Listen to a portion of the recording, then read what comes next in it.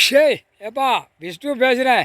ஏப்பா சென்னையிலேருந்து கன்னியாகுமரி வரைக்கும் எந்த கோயிலில் தங்கம் நிறையா கிடக்கு விழுந்து கிடக்கு எந்த கோயிலில் இருக்குது எல்லாம் உருக்கி இதே ஜோலி ஒரு ஓட்டு முத்திரையை வாங்கி ஜனநாயகம் சொல்லி வாங்கி இப்படியே கூவ மாதிரி குத்த வச்சு இதுக்கு காவல்துறை வச்சுருக்கான்.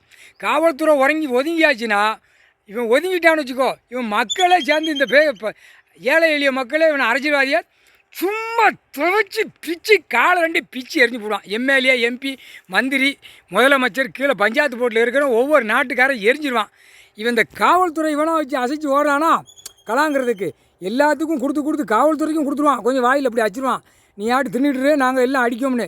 இந்த மந்திரி இருக்கிறவனை பூரா கோயிலுக்கு அறல்துறை மந்திரியை பூரா என்கவுண்ட்ரு ஷூட்டிங்கி ஆர்டர் போட்டார்.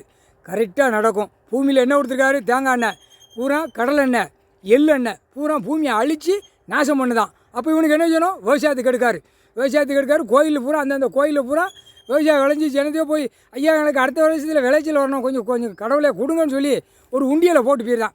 இவன் பாவத்தை செய்வான், அவன் அதெல்லாம் ஏற்றுக்கிட மாட்டார். ஆனால் இவன் தின்னு இந்த மாதிரி கொளுத்து பொய் புரட்டு பித்தலாட்டம் பண்ணுதா மாதிரி ஓட்டு முத்திரை வாங்கி ஒரு பக்கம் செதுக்கி தையலை போட்டுணும்ட்டார். இவனுக்கு போடணும்பா.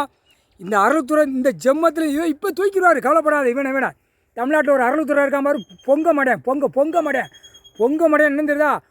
பொங்க மாட்டேன்னு வச்சு ஆட்டுதானா